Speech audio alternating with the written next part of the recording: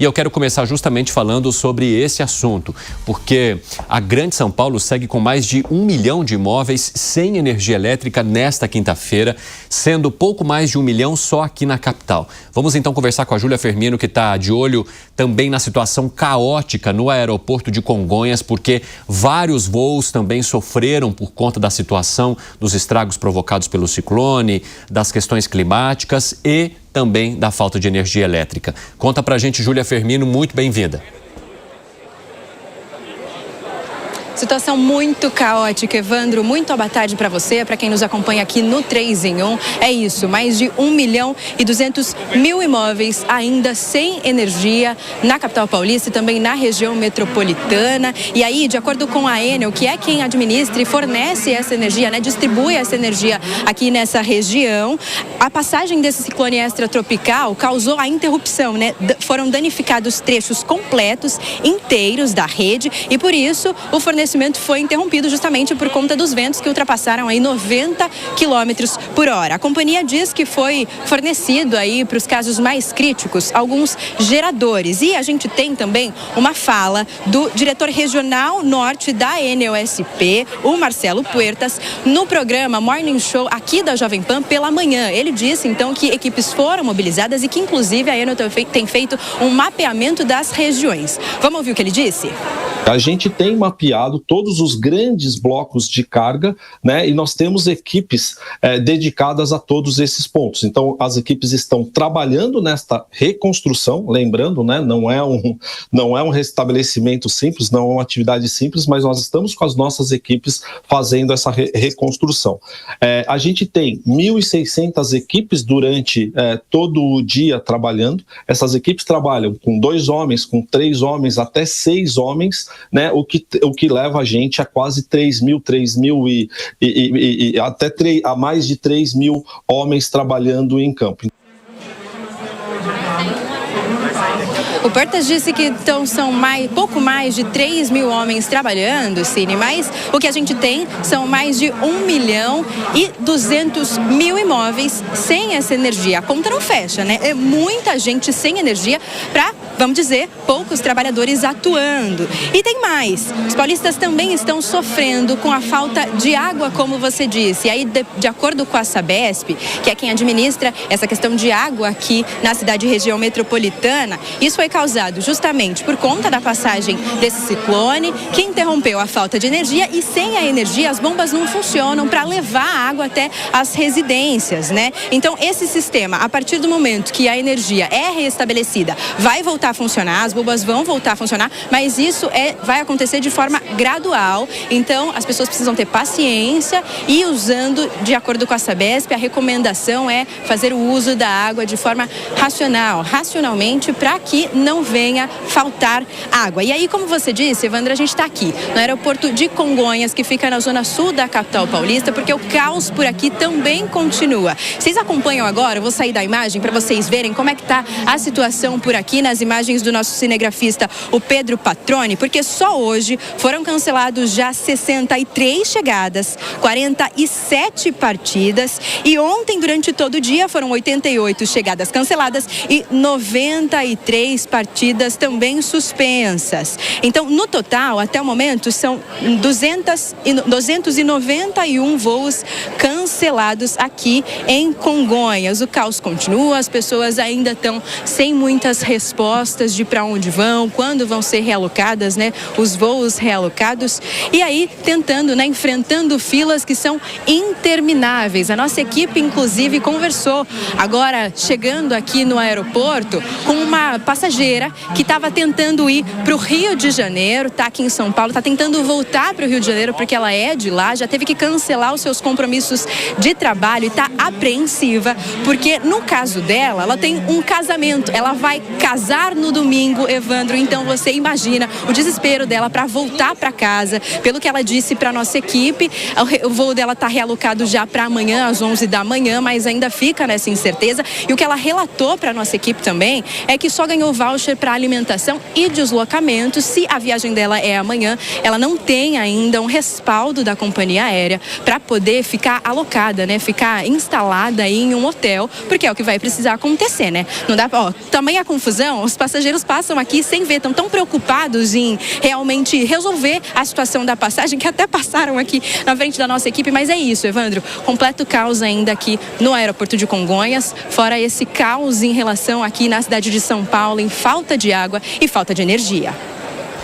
Olha, eu fiquei até sem ar aqui com o tanto de informações caóticas, diferentes níveis, e a gente diz, né? O perrengue ele é muito relativo para o tamanho do problema que a pessoa está enfrentando. Então, se tem gente sofrendo com desabastecimento de energia elétrica e desabastecimento de água, um problema gigantesco, há também um outro problema da pessoa que precisa viajar, tem um compromisso importante como um casamento no domingo e não sabe se vai chegar a tempo. Então, cada um vivendo aí de maneira caótica esse problema provocado aqui na capital de São Paulo depois da passagem desse ciclone. Muito obrigado pelas informações, Júlia Firmino, um abraço para você.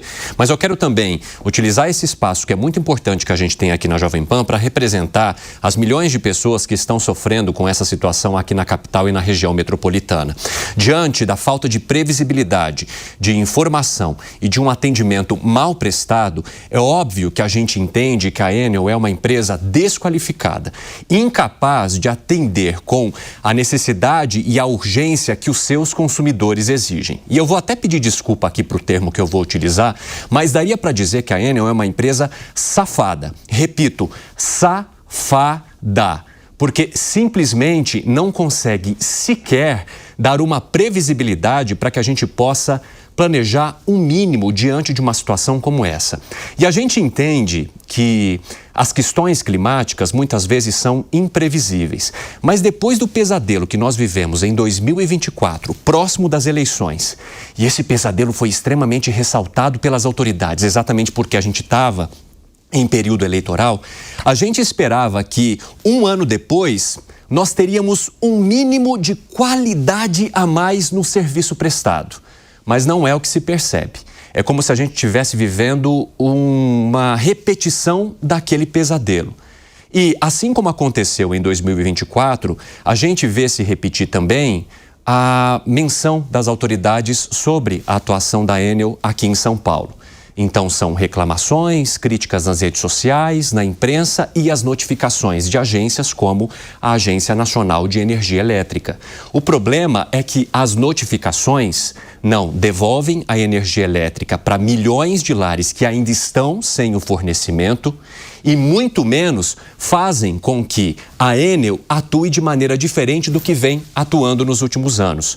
Então, a gente fica pensando quais são os passos necessários para que, de fato, ela cumpra o que está previsto nesse contrato de concessão e atenda de maneira mínima às necessidades das pessoas, entre elas eu também, porque eu já estou há 36 horas sem energia elétrica ali na minha região, assim como várias outras pessoas, e eu tenho recebido muitos relatos também de telespectadores, de gente que me segue nas redes sociais e acompanhando também todo o trabalho que a imprensa tem feito de maneira muito boa nessa quinta-feira, o quanto as pessoas estão sofrendo e o quanto sequer tem um tipo de retorno mínimo com alguma previsibilidade sobre aquilo. Fora o comércio, né? Porque já há também os levantamentos que mostram milhões de reais em prejuízos por conta das regiões de forte comércio que não pôde abrir as suas portas nem ontem, nem hoje, por causa do serviço que não é restabelecido. Alan Gani. É um absurdo. Veja, Evandro, São Paulo está entre as 10 cidades mais ricas do planeta. Tem previsão de ser a 6ª cidade mais rica do planeta até 2029. E a gente está falando de uma cidade que há 36 horas não tem luz. Você imagina isso em Xangai, Nova York, Tóquio, Londres? É inadmissível. Se você falar para qualquer cidade, né, para qualquer cidadão de uma cidade grande, cosmopolita, vai falar, não é possível que isso aconteça.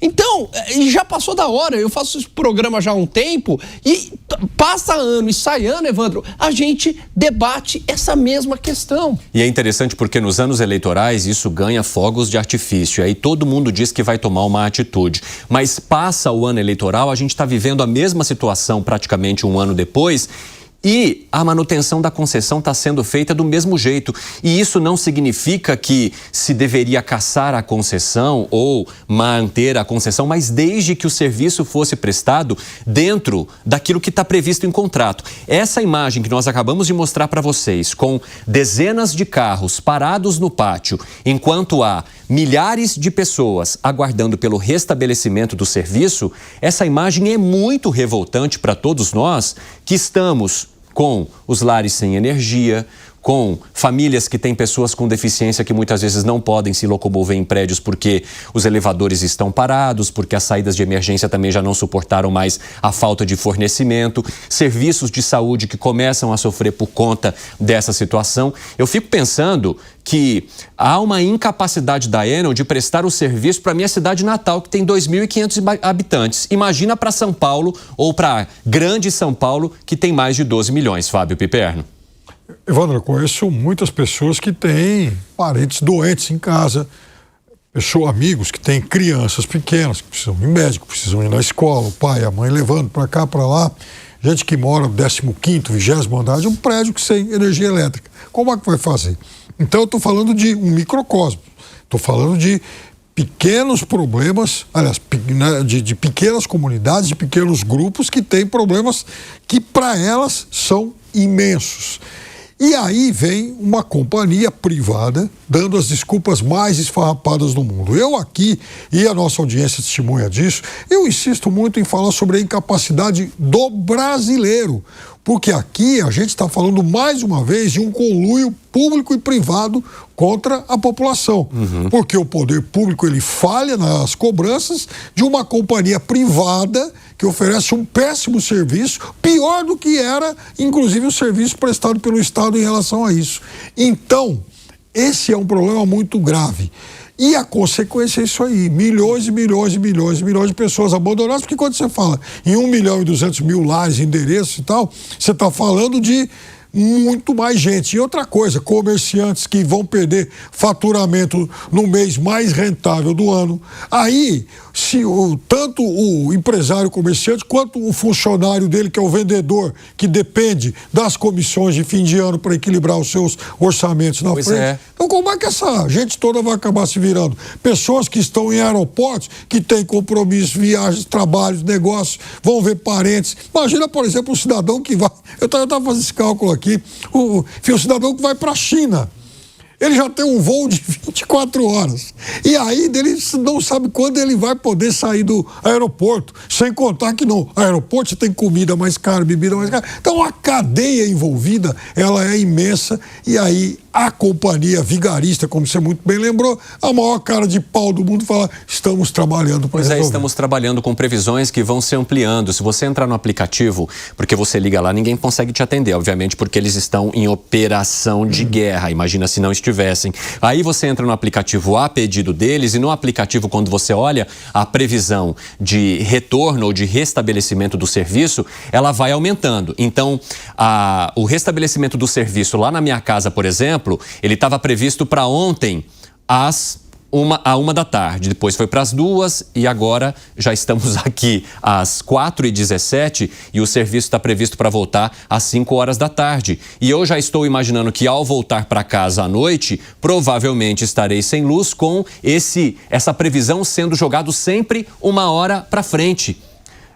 Que tipo de previsão ou de planejamento que se faz para quem tem família, para quem tem filhos, para quem tem pessoas com problemas de saúde, enfim, para qualquer tipo de pessoa, até mesmo para quem morar sozinho, não interessa. O tamanho do perrengue tem a ver, é relativo às necessidades de cada um. E é isso que precisa ser respeitado, principalmente porque a gente paga por esse serviço, paga com bandeiras diferenciadas por esse serviço e mereceria receber, num momento de caos, pelo menos o atendimento devido. Por mais que se compreenda que haja uma dificuldade de restabelecimento em algumas partes por conta do tamanho do estrago que o ciclone provocou, mas pelo menos um atendimento de qualidade. Zé Maria Trindade. Olha, o erro disso aí, ele é na raiz. Durante o processo de privatização do sistema elétrico, do sistema de telecomunicação e outras privatizações, a ideia lá atrás era estabelecer agências reguladoras fortes que defendessem o consumidor. E a ideia parecia muito boa. São pessoas com mandato, né, mandato fixo, não poderiam ser demitidos na troca de presidente, e eles, independentes, né, sentados no mandato, poderiam fazer um trabalho de fiscalização. Não é depois que acontece, é fiscalização dos concessionários de serviço público. E aí o que aconteceu? Os empresários dominaram as agências reguladoras. Não é à toa que o presidente do Senado, o senador Davi Alcolumbre, está puxando um cabo de guerra com o governo porque quer dominar as agências reguladoras. Ali há um interesse empresarial muito forte de proteção. A gente vê ônibus que não funcionam direito, né? Atendem muito mal o passageiro. A gente vê outras agências em geral, a agência de minérios, né? Deixando barragens estourar e matar pessoas, como o caso de Diamantina, de Brumadinho, enfim, e vários outros aí, e dizer, nós não temos como fiscalizar. Como? A função é essa. E, finalmente, a ANEEL. A ANEEL é a culpada disso. A ANEEL não fiscalizou, não é que agora está mandando notificação. Antes, tinha que fiscalizar e dizer, olha, vocês não têm condições de atender uma emergência. E está vindo por aí uma emergência, veja bem, uma emergência previsível. E isso tem consequência. E a consequência é a falta de credibilidade. No Amapá aconteceu isso aí, e Macapá, né, que é a capital do estado, reagiu. De que forma? Adotando geradores. Agora você imagina se São Paulo pega isso aí. Cada prédio com seu gerador. Lá o cheiro horrível de óleo diesel queimado passava pelas ruas, terrível. Cada restaurante, cada comércio tinha o seu grupo gerador. Agora se imagina que é uma boa ideia cada prédio ter o seu gerador. Se o prédio tem um gerador, numa emergência desse, liga o gerador, tudo funciona, as luzes, o elevador e tudo. Mas veja a coletividade, veja que complicação. Olha para onde está empurrando São Paulo a ANEEL, né? Exatamente, Zé Maria Trindade. É sempre a população tendo de buscar subterfúgios para lidar com um serviço essencial que não está funcionando bem. Então, se você não tem segurança pública, você não pode andar nas ruas em determinados horários, não pode usar aliança e também não pode atender o seu celular. Se você não tem um bom fornecimento de energia elétrica, você tem que adquirir um gerador para o teu prédio, porque o serviço que é essencial não está sendo bem prestado. Eu tenho os números aqui que são muito interessantes relacionados a isso, porque no pico da falta de energia depois do ciclone, São Paulo teve 2,2 milhões de imóveis sem energia elétrica. O Rio de Janeiro tem 2,4 milhões. Se a gente somar Paris e Roma, são 2,7 milhões. Então, só os imóveis de São Paulo que tiveram problema de falta de energia elétrica no pico do problema já superam outras grandes cidades do país e do mundo, para vocês entenderem o drama que está vivendo o paulistano e quem mora aqui na região metropolitana desde o dia da passagem do ciclone. E o Zé trouxe um detalhe muito importante. Há uma imprevisibilidade. A Enel fez um monte de postagem nas redes sociais. Um ciclone jamais esperado. 100 quilômetros por hora de ventos. Quem mora em São Paulo e na região metropolitana há décadas sabe que chega dezembro e a proximidade com o verão, chuva forte, sol, chuva forte durante o dia, ventania, cai, vai e vento de novo e chuva forte. Tanto que todo mundo fala, carregue o seu guarda-chuva na bolsa e utilize a qualquer momento do dia. Carregue o seu casaco e tire o seu casaco a qualquer momento do dia. São Paulo é assim, principalmente nessa época do ano. Então, existe a imprevisibilidade? Existe. Só que existe também as ferramentas necessárias para lidar com a imprevisibilidade, que são justamente manutenção do serviço ao longo do ano, que garanta que a gente chegue nessa época e a gente tenha ou um serviço bem prestado que possa agir de maneira mais rápida ou uma estrutura capaz de suportar um pouquinho mais a situação climática que a gente vive aqui em São Paulo e na região metropolitana. Fala, Bruno Musa. Bom, primeiro eu gostaria de assinar embaixo e aplaudir o que o Zé Maria trouxe, os ensinamentos a respeito das da ANEEL e das agências reguladoras como um todo. O meu comentário seria, inicialmente, espero que não politizemos em cima do que é ser uma empresa privada. Então, vamos separar aqui esse discurso. O primeiro ponto é que ela é uma empresa incompetente. Está claro isso.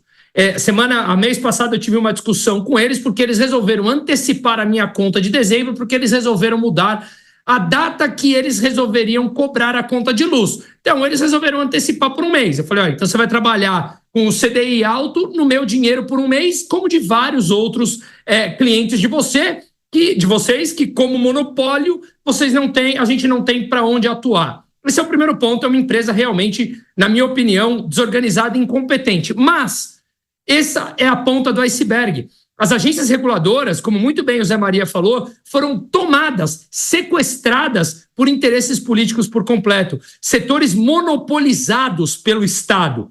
Aí, obviamente, uma empresa, só porque ela é privada, ela está debaixo do monopólio estatal, que permite apenas que uma empresa atue naquele campo. Isso acontece com várias outras agências reguladoras, não apenas a ANEEL, por exemplo, a ANAC, por exemplo, a ANA, Agência Nacional de Águas, por exemplo, com a Anatel. Todas essas agências sequestradas por interesses políticos que levam orçamentos bilionários do nosso capital, do nosso dinheiro do pagador de imposto, usam para monopolizar os interesses desse grupo de políticos que sequestraram as agências, como muito bem colocaram. Veja, a gente citou, o Zé Maria muito bem citou sobre os geradores. Eu moro num condomínio de 9 casas no Morumbi.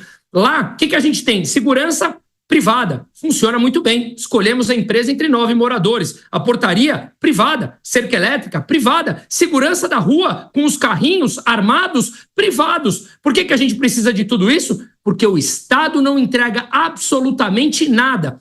E é utopia achar que ele irá entregar da forma como o Estado brasileiro é desenhado. Então, ele desenha um monopólio próprio que permite pouquíssimas empresas, uma ou pouquíssimas, atuarem. Então, é óbvio que essas empresas deitarão num berço esplêndido e não tem nem por que buscar melhor atendimento. Afinal de contas, há multas bilionárias para quebrarem contratos e sabem que são dificílimos de serem contratos porque seria um problema muito grande para a prestação de serviço para a população. Então, espero que a gente não entre nessa briga do público-privado. É uma empresa incompetente, debaixo de um órgão que monopoliza a prestação desse serviço com agências reguladoras que foram totalmente sequestradas. Então, sim, é impressionante o nível que o Brasil chegou. Me perdoem a dureza. Em certos pontos, o Brasil se parece muito mais a uma África subsaariana do que a países minimamente competentes. Foi a Langani. Não, eu escrevi um artigo recentemente, Evandro, eu calculei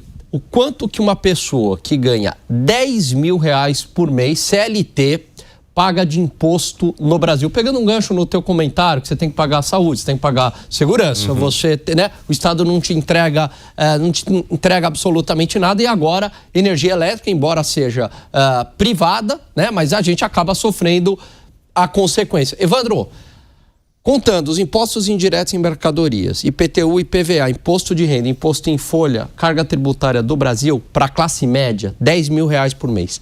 43%. Nossa Senhora. Para você não ter metade dos energia elétrica. E a gente está falando R$10 mil, quem ganha R$10 mil é um salário alto para o padrão brasileiro.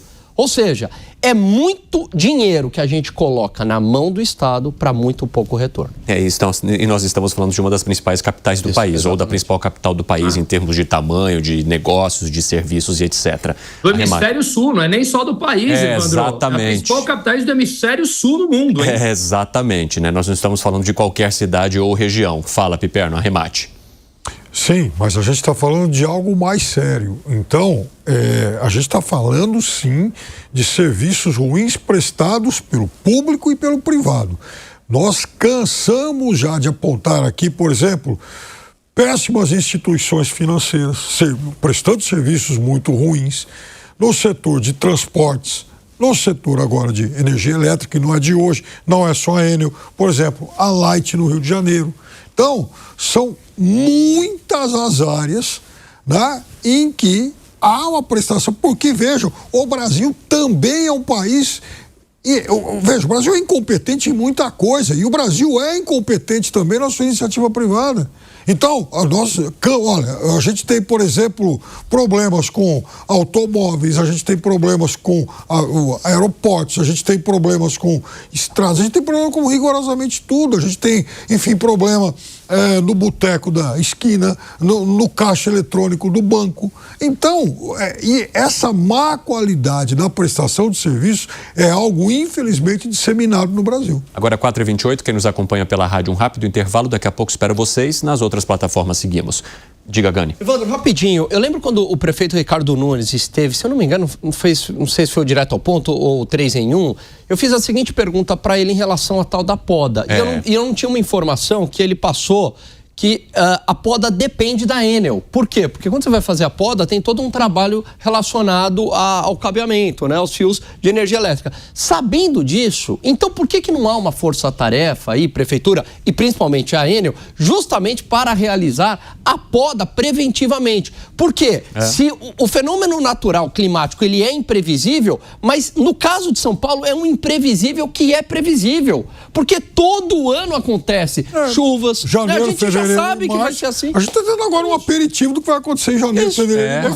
Inclusive, falando nisso, só para trazer um pouquinho também de manifestação da nossa audiência, eu recebi uma mensagem aqui do Edgar Silva Lemos lembrando também que há necessidade de se melhorar o serviço de poda. Estou há 1 ano aqui esperando e ainda não obtive, ainda não consegui receber as equipes. Então, esse problema que é enfrentado pelo Edgar também é enfrentado por milhões de pessoas aqui na capital, e a gente precisa lembrar, né, que a culpa não é da árvore. Isso. Né, justamente o serviço de manutenção que tem que ser bem feito, principalmente em locais onde espécies que são lá de épocas passadas e que cresceram demais e hoje não atendem mais a demanda. A questão também do aterramento de fios, que é um serviço muito lento, que já deveria ter avançado mais aqui na capital e que também não chegou ao limite que seria necessário para diminuir a quantidade de problemas provocados quando chove muito forte ou quando tem situações de rajadas de vento que são mais intensas. Então, realmente é necessária uma colaboração que envolva todas as autoridades e não só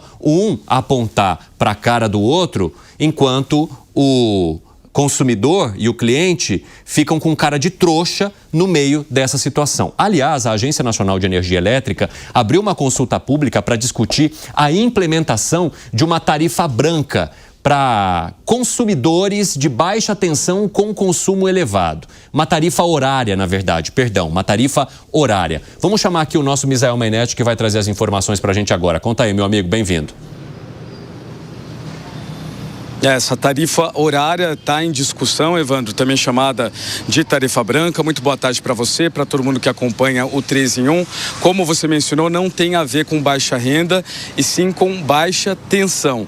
Ou seja, para consumidores de baixa tensão com consumo elevado igual ou superior a 1 megawatt-hora por mês. Essa medida, o objetivo dela é modernizar a estrutura tarifária, também alinhar a conta de luz à realidade do sistema elétrico do país. O público-alvo da proposta inclui casas, residências, grandes comércios, pequenas indústrias, somam aí cerca de 2.500.000 unidades consumidoras e respondem por 25% do consumo em baixa tensão do país. Então a gente tem um número expressivo de 25% de residências e todo tipo de comércio. Essa migração automática para a chamada tarifa horária não vai abranger os consumidores de baixa renda, nem os beneficiados por tarifa social, porque não é esse o assunto. A implementação está prevista para o ano que vem, para 2026. A tarifa branca vai conforme o horário do consumo. Como é que funciona? Ela é mais barata quando a oferta de energia é maior, principalmente no horário das 10 da manhã às 2 da tarde, por causa da energia eólica e também da energia solar. E ela é mais cara nos horários de pico, geralmente das 6 da noite às 9 da noite, quando o sistema recorre a fontes de geração que custam mais caro. A mudança visa incentivar o consumo fora do horário de pico, reduzindo custos e também ajudando a equilibrar a demanda no sistema elétrico. Além da abertura da consulta, a ANEEL aprovou medidas complementares. São elas a avaliação do impacto da tarifa para consumidores de micro e mini geração distribuída, a elaboração de um plano de comunicação nacional, e a agência também está realizando workshops e oficinas específicas sobre esse assunto. Portanto, está pautada aí essa consulta pública para discutir a implementação dessa tarifa horária. Evandro? Muito obrigado, viu, Misael Mainetti? Um abraço para você.